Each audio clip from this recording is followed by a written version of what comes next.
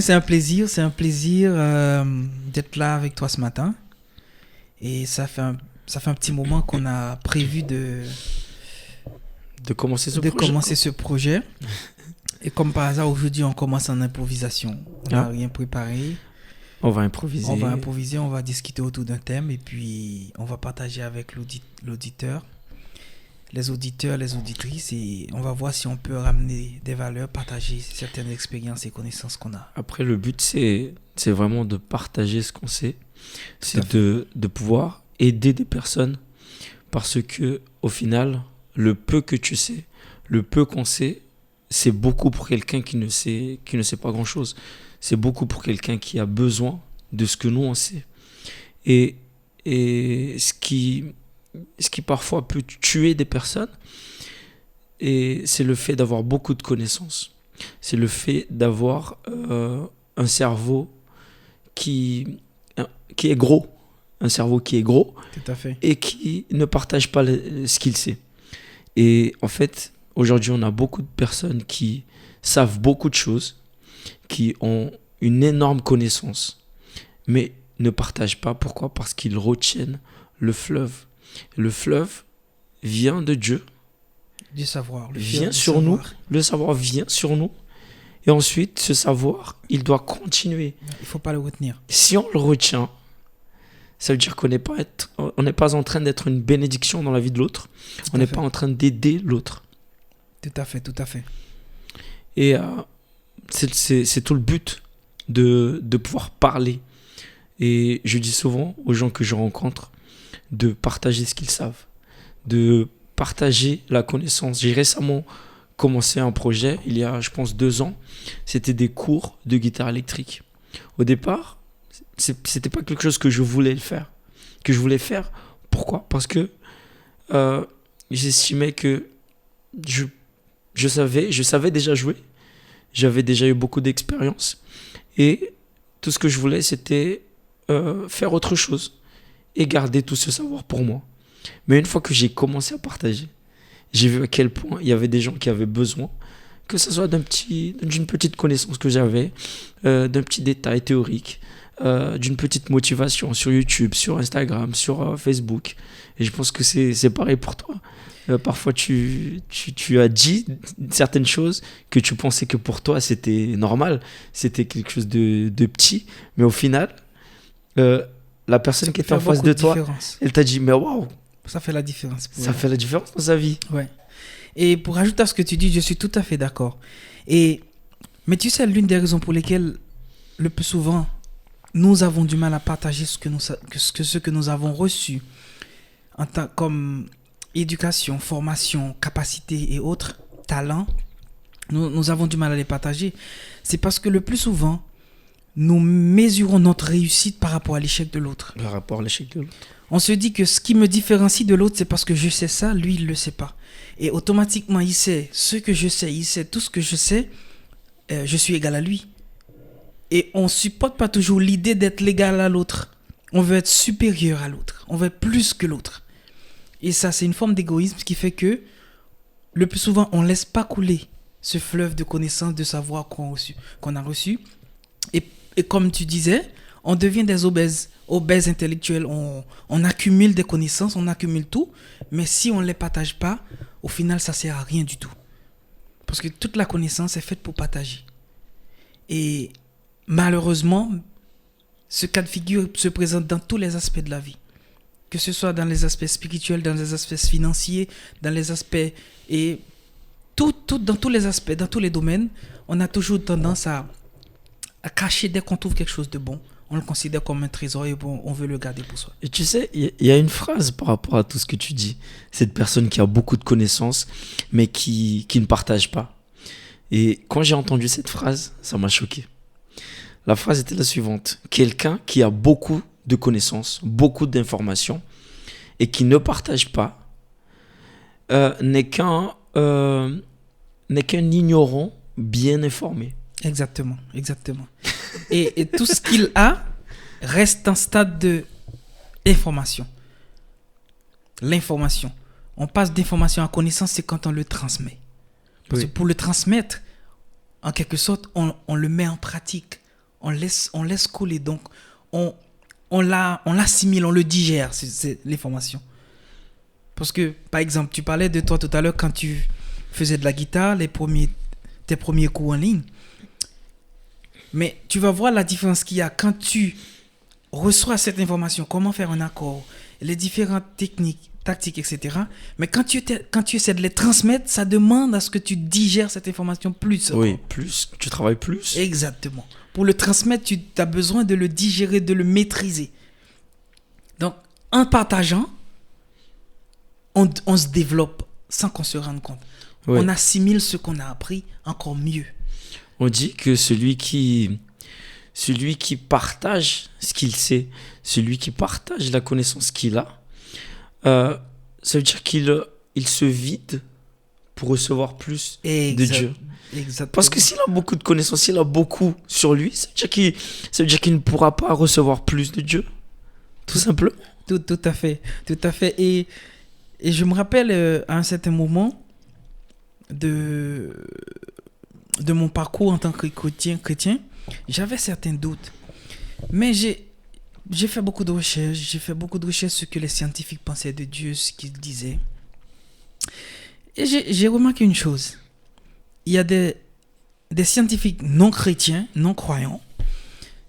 Mais pour faire allusion à Dieu, ils utilisent les termes le source infinie de connaissances, le source du savoir, le source de la vie. Et pour ajouter à ce que tu viens de dire, en recevant des connaissances de cette source et en refusant de les partager, c'est comme si tu refuses de faire ce vide pour refaire le plein après. Donc c'est pour ça, quand vous recevez quelque chose, que ce soit des informations utiles, des principes, quelle que soit la sorte de principe ou de savoir, le plus important c'est de partager ce que vous avez reçu. Parce que si vous ne le partagez pas,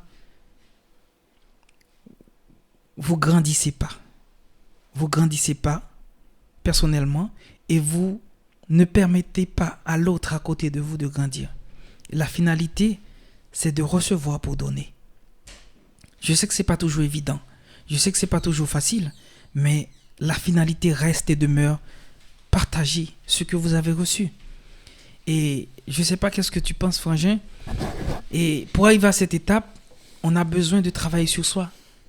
D'où l'importance du développement personnel. Pour arriver à comprendre tout ça. Oui.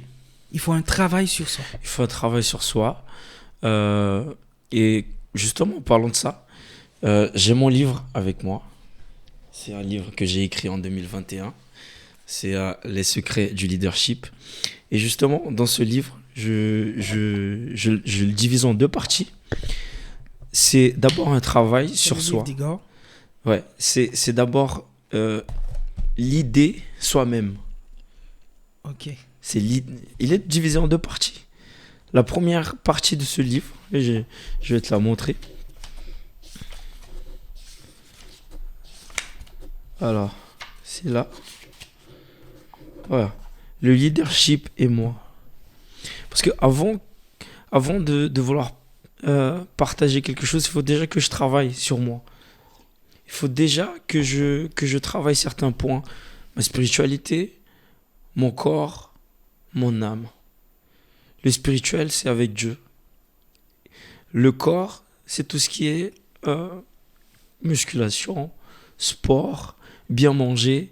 Et l'âme, c'est tout ce qui est émotionnel. Et tu sais ce qui nous manque aujourd'hui dans cette société, c'est de l'intelligence émotionnelle. Oui, je suis d'accord, tout à fait. Les gens n'ont pas d'intelligence émotionnelle. Tu dis quelque chose à quelqu'un, une critique ou une éloge, un compliment, la personne, parfois elle va bugger, elle va prendre personnellement. Elle va paralyser.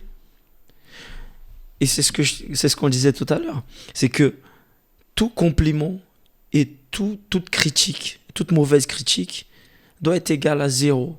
Parce que un compliment ou une critique, elle a le même but, te paralyser.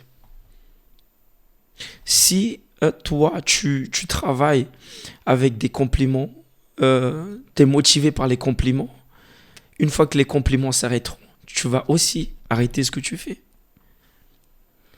Mais la frangine, j'ai une question par rapport à cela. J'ai, durant mon parcours, je suis tombé sur un livre qui était très intéressant. Et le titre de ce livre, c'est Les 4 accords Toltec. Et c'est évidemment ce qu'on parle. Ce livre nous parle de l'intelligence émotionnelle. Et il nous fait comprendre que des fois, on donne notre accord sans qu'on se rende compte. Par exemple, je vais sortir de chez moi, j'ai choisi de m'habiller d'une façon. Et en sortant, j'ai rencontré un ami qui me dit « Ah, j'aime pas ta façon d'habiller, ça te va pas bien. » J'ai deux choix. Soit de donner mon accord, soit de pas le donner. Oui. Oui. Je donne mon accord, même si en ne disant rien, je peux donner mon accord sans rien dire. Oui, tout à fait. Dans mon inconscient, ce qu'il dit a un impact sur moi parce que j'ai accepté ce qu'il dit. Et dorénavant, à chaque fois que je vais porter à nouveau ces vêtements, je vais plus me ressentir bien dedans parce que j'avais donné mon accord. Et pour ne pas donner ton accord, tu es obligé d'intervenir, de dire quelque chose. Je comprends. Ah bon? Bah, c'est désolé que ça vous plaît pas, pourtant moi ça me plaît bien. Je les aime bien. Raison pour laquelle je les ai achetés, je me sens bien dedans. Oui, tu dis dans le sens de donner une réponse. Donner une réponse. Je suis tout à fait d'accord. Et ma façon de voir ça, elle est en posant une question. Par exemple, quand quelqu'un va vous dire quelque chose, elle va mettre une pression sur toi. Exact. Quand quelqu'un va par exemple te dire « Pourquoi tu fais ça? J'aime pas trop. » Elle a pris... imagine maintenant comme si c'était un ballon en feu. Elle a pris ce ballon, elle l'a mis entre tes mains. Elle a mis la pression sur toi. Qu'est-ce que tu vas faire maintenant? Et toi, ce que tu vas faire, c'est que tu vas dire « Ok, j'ai le ballon entre mes mains, mais je vais pas le garder. Je te le redonne. » Et si la personne te dit « Ah, j'aime pas ce que tu fais. Pourquoi tu le fais? Pourquoi tu continues à le faire ?»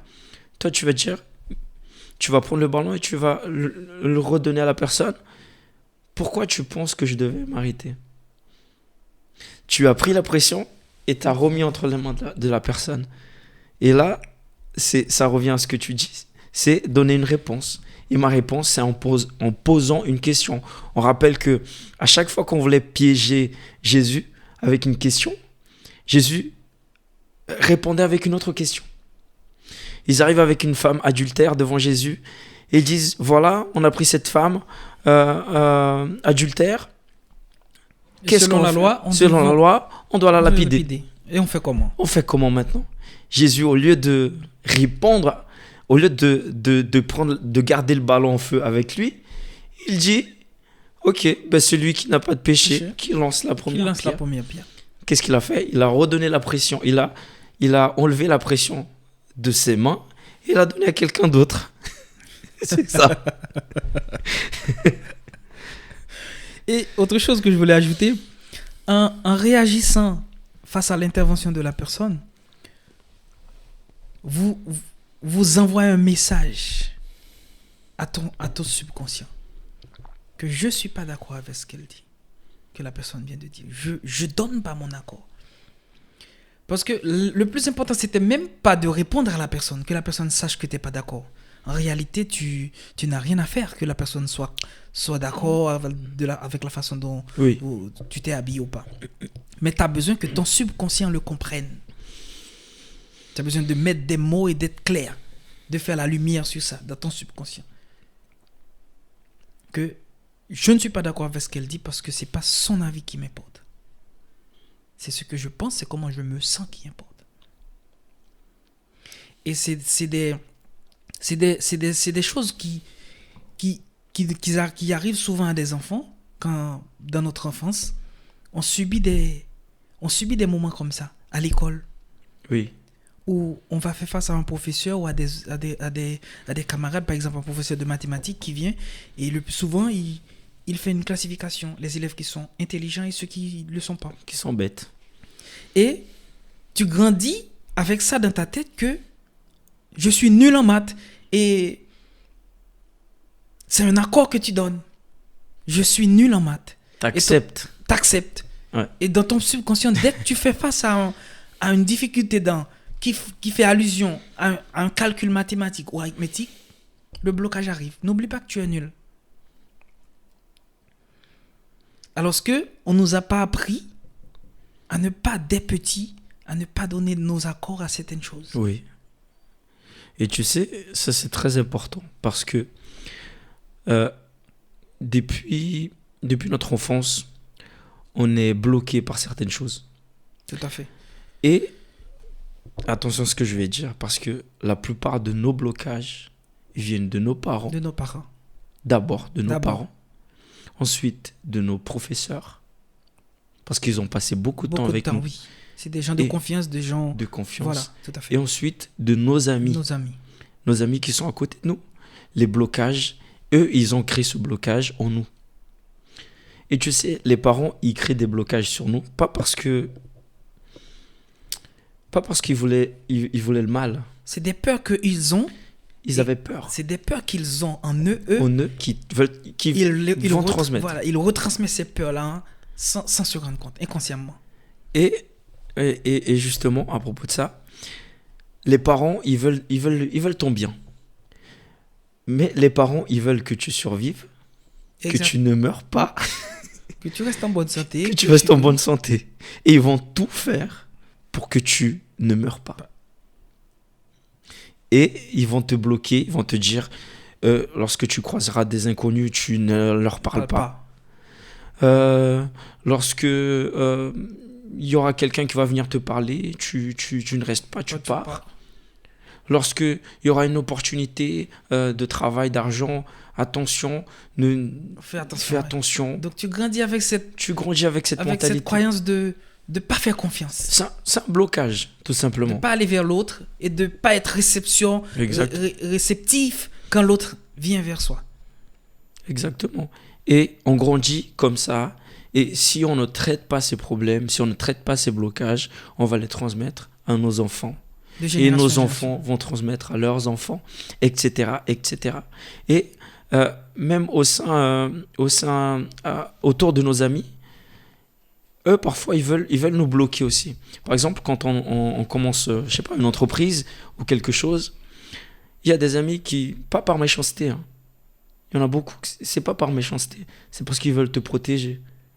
Mais en te protégeant, ils te bloquent. Parce qu'ils ne veulent pas que tu te casses la figure, etc., etc. Ils vont te dire, non, fais pas ça. Non, s'il te plaît, ne rentre pas là. Tu vois. Alors que toi, tu as une envie de grandir, tu as une envie d'évoluer. Et tu as l'impression qu'il y a quelqu'un qui te tire vers l'arrière. Mais est-ce que tu te rends compte, maintenant que tu parles de l'entourage, des amis, souvent, moi j'ai fait cette expérience. Quand j'ai un objectif en tête, et que cet objectif compte vraiment pour moi, je veux me lancer. Automatiquement, instinctivement, j'ai un groupe d'amis vers qui je vais me conduire. Et tu sais pourquoi? Parce que tu as dans ton entourage tout type de personnes. Tu as des gens qui sont plus conservateurs, qui veulent à tout prix te protéger, qui sont bienveillants, bien sûr. Mais tu en as d'autres qui sont toujours aussi bienveillants, mais qui sont moins conservateurs. Par exemple, j'ai un ami, moi, dès que j'avais envie de faire quelque chose, d'oser de nouveau, il était le premier qui je vais consulter, parce qu'il va me dire, ah, vas-y, je crois en toi. Même s'il n'a aucune conviction que je vais réussir. Mais il est de tempérament à oser faire les choses. Oui. Donc, il te pousse. Et même si après tu échoues, ce ne sera pas lui qui sera là à se moquer de toi. Mais pendant ce temps, si j'ai un autre projet que même moi je ne suis pas sûr, j'ai pas trop envie de me lancer, j'ai besoin de quelqu'un valide ma négation, valide mon refus de me lancer. Oui. Parce que des fois, on veut faire des choses, mais pour qu'on puisse se sentir libre dans sa conscience, on cherche la validation. On cherche la validation. Ah, je ne l'ai pas fait parce que même Igor, il était d'accord avec moi, il m'avait dit que c'était une mauvaise idée. Mais en fait, c'est parce que tout simplement, tu avais peur de le faire. Oui. t'es allé chercher la validation de quelqu'un, mais de quelqu'un que tu es sûr tu vas trouver cette validation dont tu as besoin. Oui. Parce que au départ, tu sens que tu n'as pas le courage de le faire. Mais tu ne cherches pas la force. Tu cherches cette validation de ne pas te lancer. Donc c'est pour cela, moi, je préconise que dans nos entourages, il faut bien choisir les gens. Il faut bien choisir les gens qui vous entourent, vos amis. Parce qu'un ami, c'est celui qui est capable de te pousser. C'est celui qui est capable de te dire, voilà ce que je vois en toi que toi, tu ne vois pas. Voilà ce que tu as en toi que toi, tu ne te rends pas compte pour l'instant. Ou du moins, c'est celui aussi qui peut voir quelque chose, ton potentiel, mais par jalousie, te fait croire le contraire. Et c'est tuer cette semence que Dieu a mis en toi, cette capacité que Dieu a mis en toi. Exactement, de bien s'entourer. Et tu parlais de validation et j'étais en train de réfléchir à quelque chose. C'est que cette validation, on l'a déjà. Dieu, dans son projet initial, dans son projet de départ, il nous a déjà donné la validation. Il va nous dire en Genèse 1,26, il va parler de notre identité. Dieu va parler de qui nous sommes. Et c'est très intéressant parce que il y a beaucoup de personnes qui croient dans la Bible, qui vont croire dans tout ce que la Bible dit, sauf lorsqu'on va parler d'identité. D'identité, exact. Que nous sommes l'image et ressemblance de Dieu et que nous avons été appelés pour gouverner sur toutes les choses. Ça, c'est le projet de départ et la validation, elle est là. S'il y a une validation qu'on doit chercher, c'est la validation de Dieu et elle est déjà en Genèse 1. Elle est déjà. Oui. Ça, c'est le projet. Le projet. Mais nous, êtres humains, on a tendance à toujours chercher une validation en l'autre. L'autre doit valider ce que je dois faire. C'est justement des croyances qu'on a reçues. C'est des croyances reçues. Et des peurs, des blocages, peur du rejet. Donc on cherche la validation parce qu'après, on a peur d'être rejeté. Parce que si l'autre ne valide pas, si je ne suis pas en accord avec l'autre, il va me rejeter. Et l'homme, il y a des études qui ont prouvé que l'homme est un être sociable. On a fait des études avec des enfants, des bébés. On a pris un groupe, on les a nourris avec des mêmes aliments. Mais il y en a le premier groupe qui reçoit de l'amour. Qui a des gens, des infirmières qui viennent, qui jouent avec eux, qui les bercent. Et le deuxième groupe, on leur donne que à manger et à boire. Et on a constaté l'inimaginable. Le groupe qui n'a reçu aucun amour n'a pas survécu. Et ceux-là qui ont reçu de l'amour, c'est ceux-là qui ont grandi, qui ont survécu. Parce que l'homme, nous sommes des êtres sociables. Donc on a toujours ce côté à rechercher l'amour, à rechercher la validation, à rechercher à se sentir aimé et désiré et toléré par l'autre. C'est dans notre nature. Mais par contre, on doit se rendre compte que ça peut être un blocage à un moment. Oui, à un moment donné, ça va bloquer. Parce que comme tu viens de dire, ça peut nous porter à ignorer qui nous sommes en fait. Ouais. À tellement chercher cette validation, on ignore notre identité. Oui, parce que si tu cherches la validation, c'est parce que tu sais pas qui tu es et de quoi tu es capable. Parce que tu as besoin de quelqu'un pour valider ce que tu fais. Alors que cette validation, elle a déjà été annoncée. C'est une validation par Dieu. Parce que nous, on veut être aimé. On veut être aimé par l'autre. Mais on oublie quelque chose. Dieu nous a déjà aimés. Et il nous aime tous les jours. En Jean 3,16 va nous dire « Car Dieu a tant aimé le monde qu'il a donné son Fils unique pour qu'quiconque croit en lui ne périsse point, mais ait la vie éternelle. » Amen. Du coup, nous sommes aimés. Notre identité, nous sommes fils de Dieu. Nous sommes image et ressemblance de Dieu. Et nous avons été appelés pour gouverner sur toutes les choses. Voilà notre identité. Voilà notre destinée. Mais quand tu parles de gouverner, c'est toute chose. Il y a des gens qui vont tout de suite faire allusion à aux choses matérielles. Aux choses matérielles. Aux choses matérielles. Et les choses matérielles font partie des choses sur lesquelles on doit gouverner. C'est un domaine, oui. Mais je pense que la première gouvernance doit être exercée sur nous-mêmes, sur soi. Nous-mêmes, sur soi. Ouais. Il faut que tu arrives à te gouverner toi et gouverner les 3 aspects de ta vie qu'Igor a mentionné. Ton aspect, le physique, spirituel et ton âme. Et ton âme. Parce que le plus souvent, on veut gouverner les choses, on veut gouverner l'autre, on veut gouverner le monde. On veut gouverner un groupe de famille, etc., etc. Mais on n'arrive même pas à se gouverner soi-même. Il y a des secteurs dans nos vies, ce sont des autres personnes qui gouvernent. Le domaine financier dans nos vies, c'est notre patron qui gouverne. Le domaine émotionnel, c'est peut-être un ami, c'est peut-être le conjoint, c'est quelqu'un d'autre qui gouverne. C'est ces personnes qui décident sur ce plan dans ta vie. Donc, la première démarche devrait être à chercher à gouverner sur ta vie, généralement. Ta vie spirituelle, émotionnelle, physique. Le surpoids que tu as. Tu contrôles. Là, ça va faire Prends mal. le contrôle de ta vie, de tes conditions physiques, de ta forme physique. Là, ça va faire mal. C'est pas facile. Ça va faire mal, mais c'est une réalité. C'est une réalité. Avec ton ventre là. Oui. Déjà, pour ceux qui cherchent une copine, je pense que les filles ne cherchent pas quelqu'un avec un ventre énorme comme ça. Ben, c'est pareil aussi pour les hommes qui cherchent une femme. Mais après, on veut dire sincèrement que la bonté d'une personne, la personne ne se résume pas à son apparence, à son physique. On est loin de là, Igor, on est d'accord. Non, loin de là. Et Igor et moi, nous le savons très bien. Mais ça fait partie. Mais si moi j'insiste sur ça, c'est parce que ça fait partie c'est l'un des 3 domaines de l'être humain, des 3 domaines importants. Parce que la Bible va nous dire, même Jésus, tu vas voir dans les interventions qu'il a fait, quand il a fait la multiplication des pains, il a enseigné le peuple. Il les a nourris spirituellement, mais physiquement, il les a nourris parce qu'ils savent que le corps, l'esprit est dans un corps. Oui. Donc, et aujourd'hui, la science l'a prouvé aussi, à travers la neuroscience, que quand on a fait une expérience, 2 personnes, ils ont le même poids de départ.